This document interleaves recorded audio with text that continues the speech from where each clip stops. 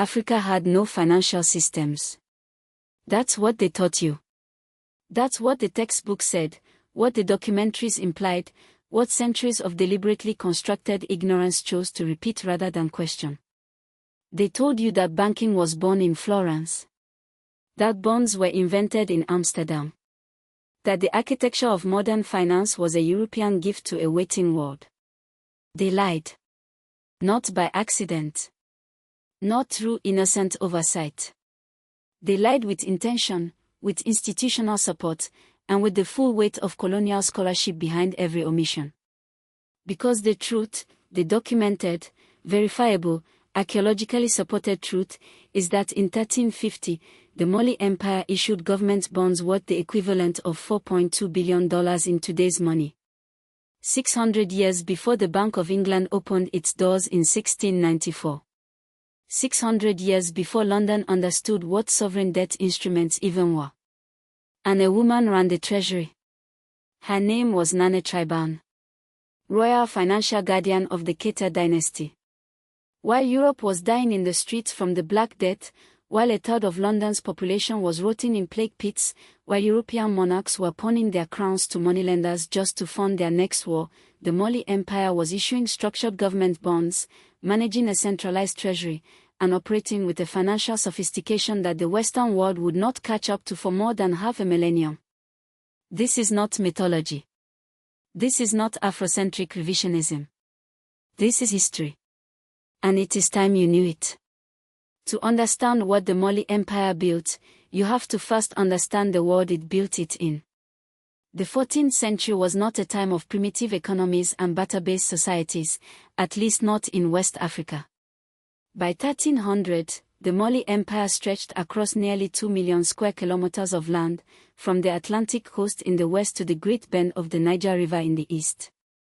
It encompassed what is now modern-day Mali, Senegal, the Gambia, Guinea-Bissau, Guinea, and parts of Mauritania and Niger. This was not a collection of scattered villages. This was a sovereign state with cities, universities, trade routes, administrative hierarchies, and a legal system sophisticated enough to enforce commercial contracts across thousands of miles of territory. The capital, Niani, sat in the upper Niger Valley and functioned as both a political seat and a commercial hub, a city where merchants from North Africa, the Middle East, and across the African continent came to trade, negotiate, and conduct business under the protection of Malian law. The city of Timbuktu, which would become even more prominent under Mansa Musa's rule, was already by this period home to over 100,000 people and hosted the Sankore University, where scholars studied mathematics, astronomy, jurisprudence, and economics. Jen, another city within Mali's reach, had been a commercial center since 250 BC, making it one of the oldest continuously inhabited cities on the African continent. This was the world in which the Mali Empire's financial architecture was constructed. A world of cities, scholars, contracts, and capital, long before the vocabulary of modern finance existed in any European language. The specific story of Mali's bond issuance in 1350 centers on a moment of imperial transition and fiscal crisis, the kind of moment that tests whether a civilization has the institutional depth to survive without the charisma of a single ruler. Mansa Musa, arguably the wealthiest individual in all of recorded human history, had died around 1337. His famous pilgrimage to Mecca in 1324 had deposited so much gold into the Egyptian and Mediterranean economies that it caused a regional inflation crisis that took 12 years to stabilize. That single journey, with its 12,000 servants, 87 camels carrying 300 pounds of gold each, and direct gifts totaling an estimated 58,000 pounds of gold, had announced to the world that Mali was not merely wealthy, it was the source of wealth itself. But Musa's death created a succession struggle, and it was during this period of political turbulence that the fiscal machinery of the empire was truly tested. Mansour Suleiman, who ruled from 1341 to 1360, needed to stabilize the empire's finances, manage military expenditures against Tuareg incursions from the north, and maintain the trade infrastructure that was the foundation of Mali's economic dominance. And it was here that the treasury system, maintained and operated with the direct involvement of senior women of the Territorial lineage, became the empire's most critical institution. Nana Triban, a royal woman of the Keter dynasty, held the title that translates most accurately in modern terms as treasury guardian or financial regent. She was not a ceremonial figure. She was an operational one.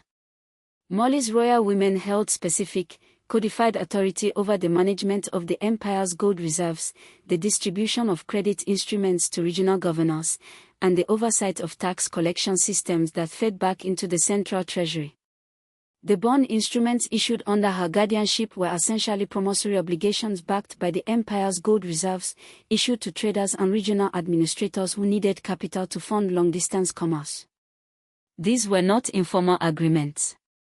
They were structured financial instruments, documented, witnessed, and enforceable under Malian commercial law. The numbers, when placed in proper historical context, are staggering. Mali's gold production in the mid-14th century accounted for approximately 50% of the entire world's gold supply.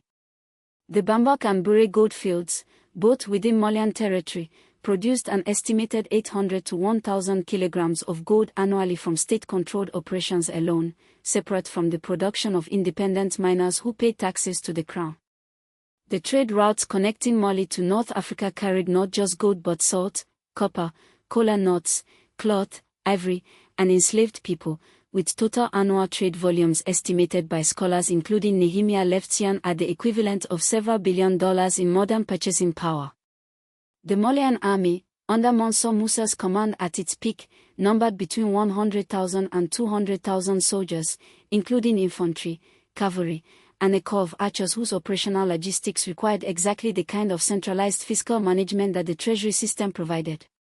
Compare this to England in 1350.